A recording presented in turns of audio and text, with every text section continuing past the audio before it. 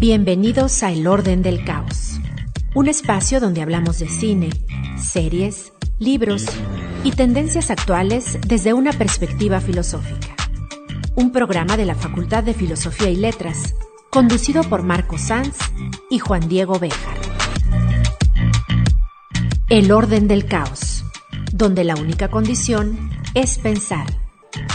Iniciamos.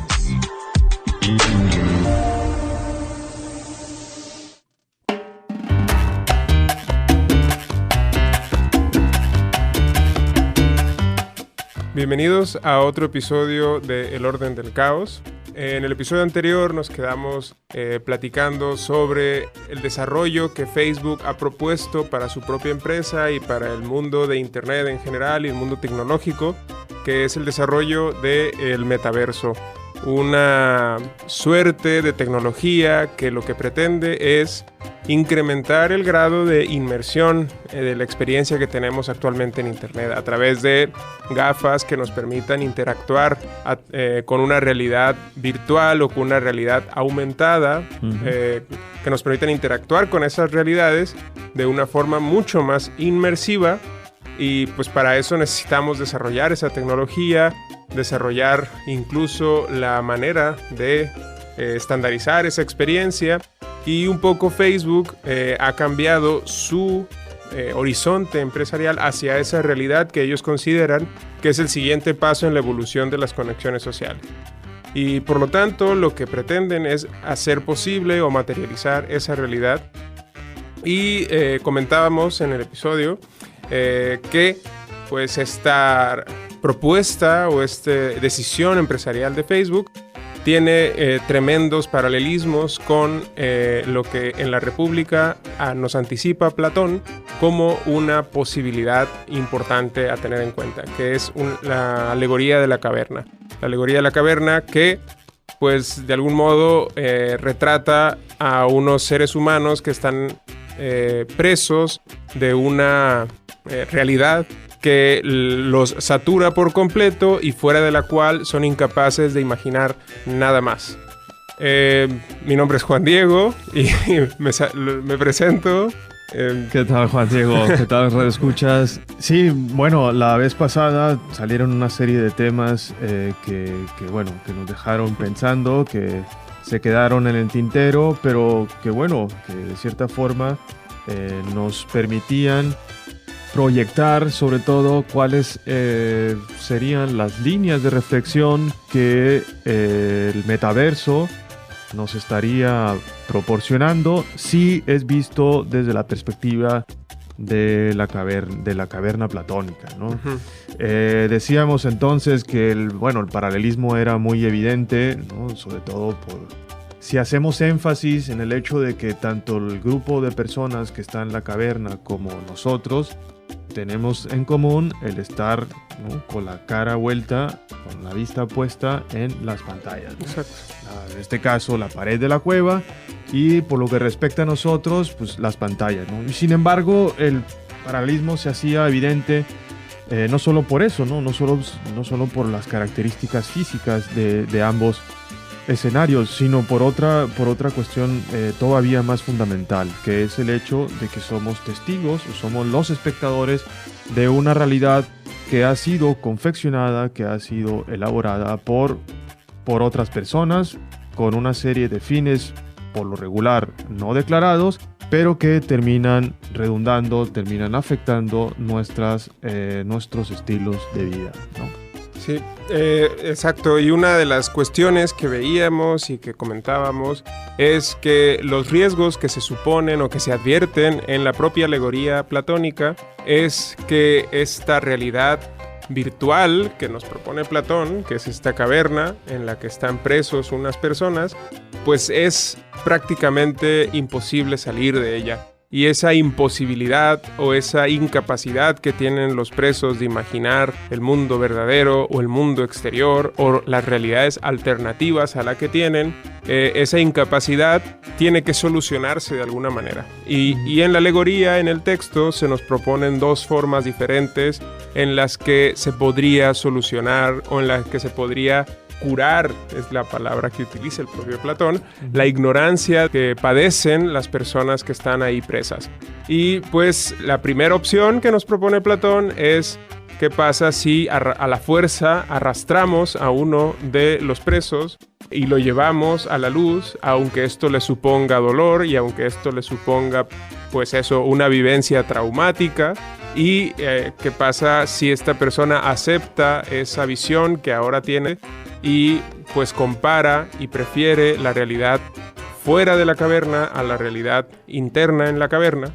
Eso es la primera opción que nos propone Platón, cómo salir de esa realidad, de la ilusión de la caverna, ¿no? Y la otra opción que propone Platón es si el propio liberado, si el propio sabio platónico ahora regresa con sus compañeros de cárcel y pues les platica y les trata de convencer a través del diálogo de la realidad alterna que ellos no son capaces de concebir en esas condiciones, y pues les cuenta y les propone llevarlos pues fuera de la caverna, ¿no? Y literalmente Platón nos dice o nos anticipa que se expondría al ridículo esta persona y se dijera que él, por haber subido, se ha estropeado los ojos, que ya no ve con claridad, que ya no distingue bien las sombras que constituyen esa realidad oprobiosa, y que en todo caso, si esta persona fuera más allá y si intentara desatarlos y conducirlos hacia la luz, pues lo matarían. Probablemente los presos decidirían asesinarlo. Estas dos alternativas que propone Platón son bastante curiosas y paradigmáticas, porque por un lado tenemos la fuerza a través de la cual la liberación resulta exitosa, claro. Y por otro lado... Al menos inmediatamente. Ajá, al menos en el modo en el que está planteada la alegoría. Y por otro lado, pues el diálogo y el convencimiento o tratar de convencer a los presos, lo cual conduce a que los presos terminen asesinando al mensajero, terminen asesinando a aquel que trata de liberarlos y conducirlos hacia la luz. Es decir, lo que nos estaría anticipando Platón es que una vez que estemos dentro de la caverna, la única forma de liberarnos será mediante la fuerza, será mediante el arrastre y la violencia que implica el sacarnos y arrebatarnos y desgajarnos de esa realidad de la que formamos parte. Si estos dos caminos que propone Platón funcionan tal y como él lo anticipa, pues eso nos deja con opciones bastante curiosas delante del desarrollo que tenemos actualmente anunciado, que es el desarrollo de un sistema a través del cual podremos justamente vivir una realidad ficcional a través de esta tecnología del metaverso. Exacto, permanecer en la caverna, ¿no? Finalmente. Sí, bueno, pareciera ahí que además de Platón anticipar muchos acontecimientos históricos, ¿no? De cómo un personaje que termina accediendo a un conocimiento profundo sobre determinada cosa, sobre determinada realidad, pues termina siendo objeto de señalamientos, y segundo, finalmente asesinado o perseguido, ¿no? Esto creo que... ridiculizado y perseguido hacia el final. Son, digamos, aspectos históricos que nosotros podemos localizar muy bien, ¿no? En personajes que han existido y que, bueno, han hecho su papel en la historia.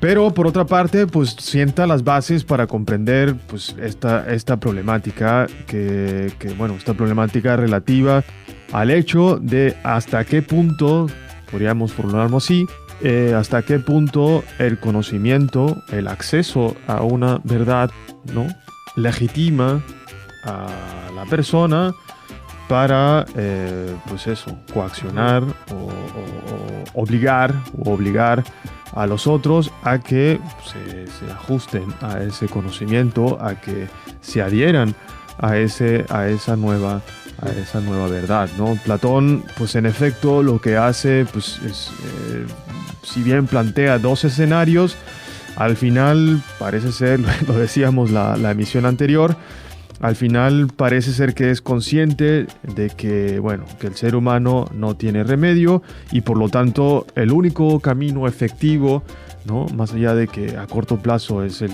mejor, el único camino efectivo es la fuerza, el ejercicio de la violencia. Y bueno, esto hace de Platón pues una figura un poco problemática. No es ese tipo bonachón con el cual solemos pensar, sino que se nos aparece como un personaje un poco siniestro, ¿no? Sobre todo si trasladamos estos planteamientos al problema que estamos analizando, al metaverso. Exactamente, ¿no? Sí, claro, porque justo si enarbolamos utilizando exactamente los mismos argumentos propuestos por Platón en esta alegoría, tendríamos que decir que la producción del metaverso será la producción de una realidad inferior, opresora, una realidad atrapante, una realidad que en todo caso nos privará de nuestra capacidad de pensar fuera de ella. Otra caverna. Exacto, una caverna en toda regla y por lo tanto una prisión, una cárcel, bonita pero cárcel. Sí, al final de cuentas una cárcel. Y que por lo tanto, porque hay que esperarnos a tener que usar la fuerza una vez que seamos presos. Claro. Porque no podemos, digamos, justificándonos a partir de la caverna de Platón, ¿por qué no usar la fuerza a priori antes de que esta situación o esta caverna tecnológica aparezca? Y en este punto, o siguiendo esta línea argumentativa, es que quiero señalar que para mí este sabio platónico que empoderando o abanderado de una verdad superior pretende justificar el uso de la fuerza con base en esa verdad superior. Y es que en este punto el sabio platónico es indistinguible de un fanático religioso o de un fascista. Y por lo tanto, todas estas figuras están efectivamente haciendo uso de la fuerza, abanderados de una supuesta verdad de orden superior, que además esa verdad sería inconcebible, tal como anticipa Platón, para aquellas personas a las cuales se predica, y que por lo tanto eso justifica el ejercicio de la fuerza como método para curar la ignorancia de las personas presas de esta situación. Es decir, este tipo de argumentación o este tipo de forma de pensar no es más que, digamos, justificable si asumimos que esta verdad platónica o esta realidad exterior a la caverna efectivamente existe. Y esta cuestión filosóficamente se ha probado cada vez que no es posible elaborar algo así como una verdad absoluta, una verdad platónica absoluta que justifique efectivamente el uso de esta fuerza que propone Platón.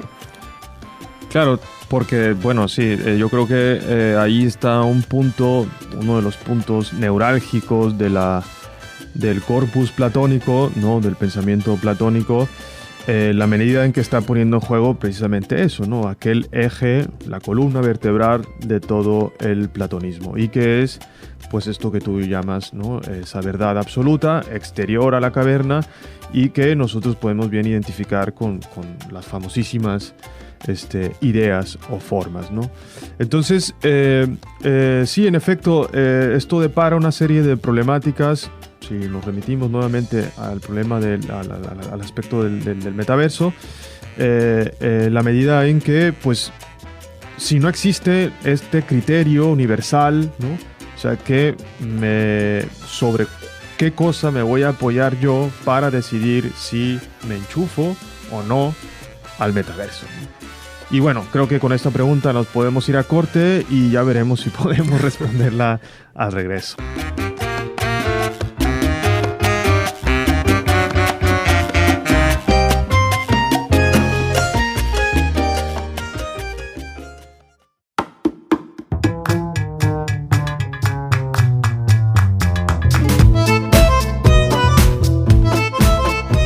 De nuevo les damos la bienvenida después del corte.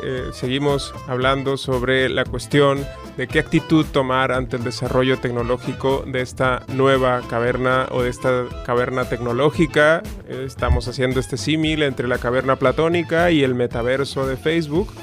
¿Y qué actitud moral podríamos nosotros elaborarnos a partir de este paralelismo para efectivamente juzgar lo que Marco nos preguntaba hace un rato es: ¿participo en ella o no? ¿Me conecto o no me conecto? ¿Me enchufo o no me enchufo a esta realidad que probablemente resulte tan atractiva y tan seductora que me impida pensar más allá de los límites que ella me imponga? Claro, que creo que al fin y al cabo ese es el problema, ¿no? Si finalmente nosotros, bueno, como meros usuarios, ese es verdaderamente el problema al que nos enfrentamos, ¿no? ¿Cuáles son las razones con base en las cuales pues yo decido o no, decido enchufarme al metaverso o me abstengo de hacerlo, ¿no? Y sobre todo si esas razones son lo suficientemente potentes como para tratar de convencer a los otros de una u otra de las opciones, ¿no? Claro. Sí, yo en ese sentido me decanto a favor. Yo personalmente participaré de cabeza en este tipo de desarrollos tecnológicos porque, bueno, con la salvedad de que efectivamente se desarrollen tal y como hoy por hoy podemos más o menos imaginarnos este tipo de tecnologías, yo considero que las amenazas y los riesgos que hoy advertimos de estas tecnologías son las mismas amenazas y los mismos riesgos que recurrentemente hemos pensado y sospechado de cada una de las revoluciones tecnológicas que hemos tenido.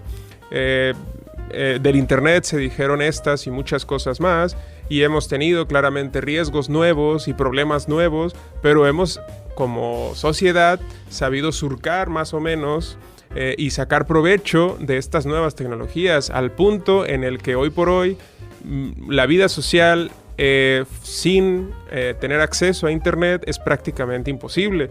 Es prácticamente imposible acceder a todo el entramado de servicios sociales, al entramado de conexiones sociales que se necesitan para efectivamente vivir en sociedad y desempeñarse en la sociedad sin acceder a estas tecnologías, ¿no? Y si asumimos que eso podría ocurrir también con las tecnologías del metaverso, tenemos que asumir que o nos hacemos parte de esta tecnología y de este desarrollo tecnológico, o nos estaremos exiliando a nosotros mismos de participar en el espacio social del futuro.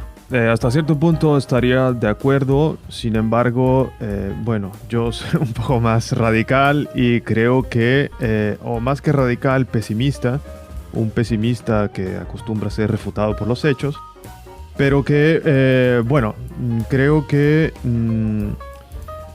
pienso que la tecnología no es neutral, ¿no? En ningún momento la tecnología se desarrolla por principios que nosotros podríamos considerar son moralmente neutrales, sino que toda tecnología pues obedece y responde a la lógica interna que le da vida. En el caso de Internet, pues muchos de ustedes sabrán que bueno, es una tecnología que se diseñó, se desarrolló y se popularizó en el ámbito militar. Y por lo tanto, la lógica que rige el desarrollo de Internet es militar. Y los fines que persigue, por lo tanto, serán consecuentes con esa lógica. Entonces, hace un momento Juan Diego decía que, bueno, que la sociedad pues ha sabido surcar las problemáticas que ha deparado Internet. Pero yo me pregunto, o bien no dejo de preguntarme, si acaso la sociedad no seguiría siendo sociedad sin Internet.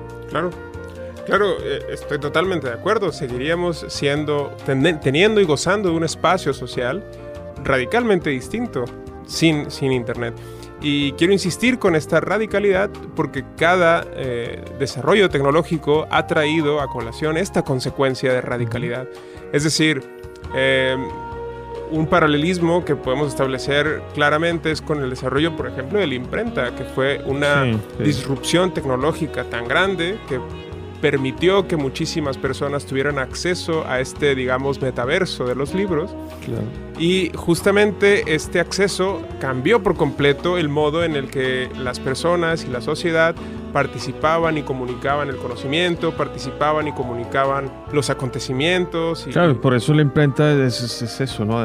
Fomentó la noción de nación. Claro, ¿no? El nacionalismo es una consecuencia de la imprenta. Sí, y si asumimos ese mismo discurso, la imprenta también ha sido instrumentalizada por intereses militares, por intereses económicos, y también tendríamos sin la imprenta una vida social completamente legítima y válida, pero que sería radicalmente distinta a la que tenemos hoy y de la que formamos gozosamente parte. Es decir...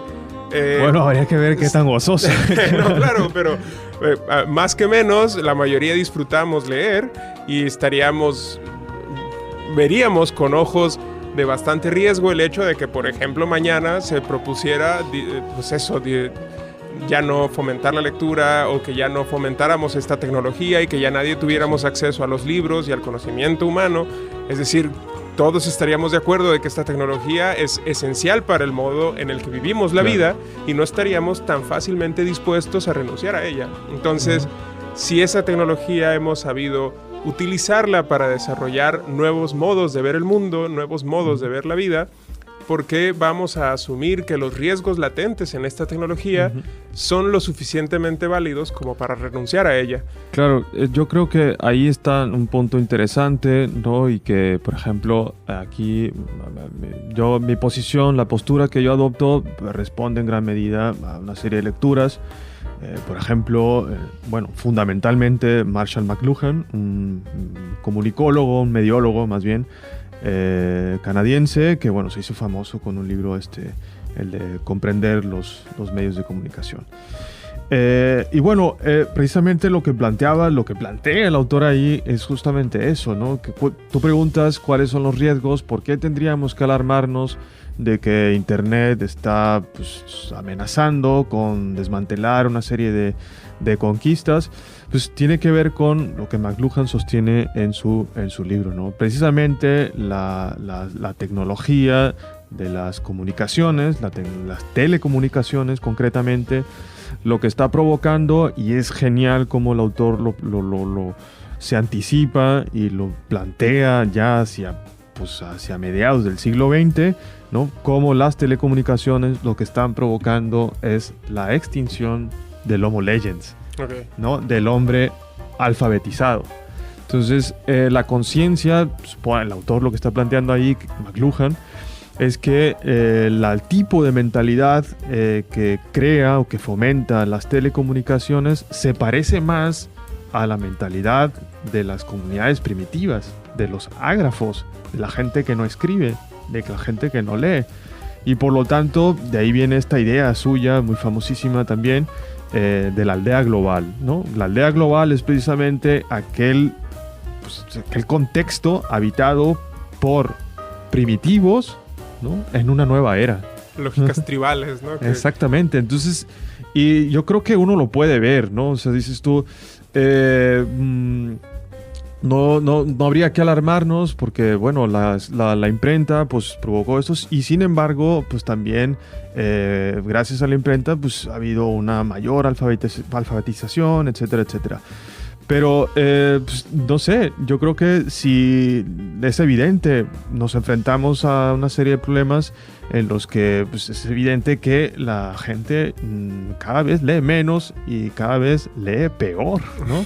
O sea, es tremendo eso, porque ni siquiera se enteran de lo que están leyendo, ¿no? Uno puede hacer el ejercicio, si dentro de nuestro auditorio hay profesores, hacer el ejercicio, poner a leer a los estudiantes, y se percata de que sí, leen, se les escucha y leen perfectamente, pero no se enteran de lo que están leyendo. Y creo yo que eso responde en gran medida, ¿no? al implemento de las nuevas tecnologías de la información. No me estoy lamentando, no estoy aquí siendo fatalista, siguiendo un poco lo que comentas, es que, claro, si asumimos lo que dices de que perderíamos las habilidades para participar en esta tecnología que es la imprenta y en la lectura, si asumimos el discurso pesimista o de sospecha delante de estas tecnologías, por ejemplo, podríamos denunciar la presencia de riesgos también en la propia lectura, ¿no? Justamente la famosísima novela del Quijote nos muestra un personaje embebido en una especie de metaverso, causado justamente por la lectura, y prácticamente nos estaría el texto alarmando de esto, ¿no? A tal punto de que los personajes del cura y el barbero terminan quemando la biblioteca de Alonso Quijano, ¿no? El Quijote.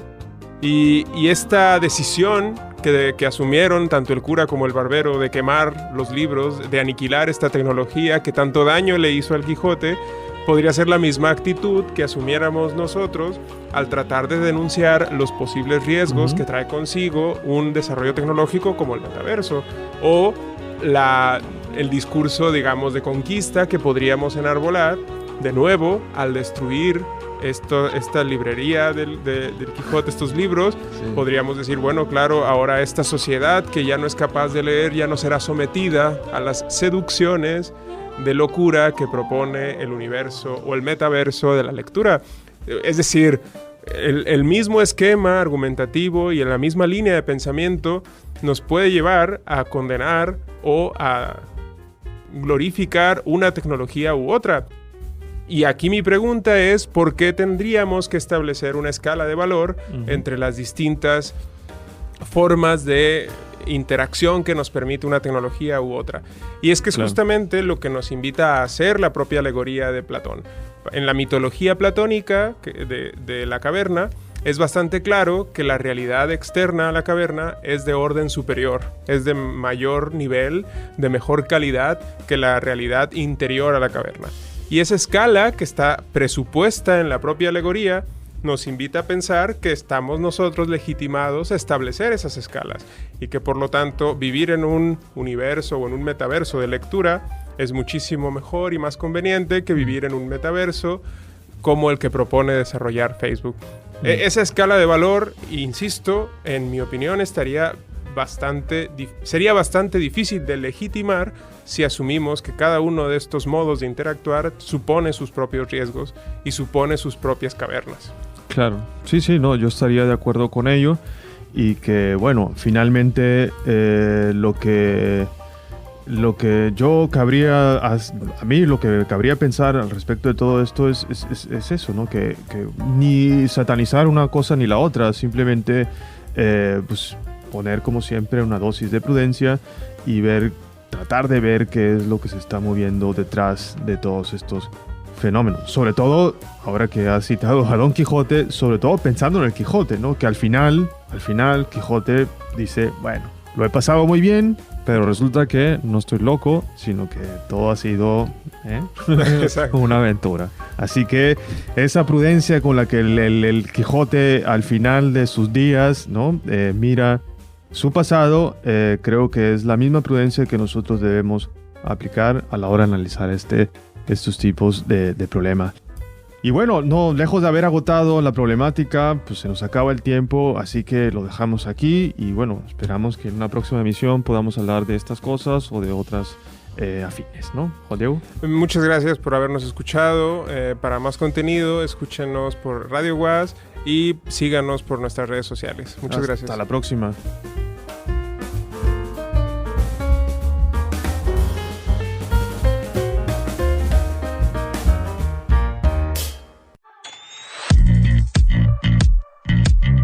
Esto fue El Orden del Caos, un espacio donde hablamos de cine, series, libros y tendencias actuales desde una perspectiva filosófica.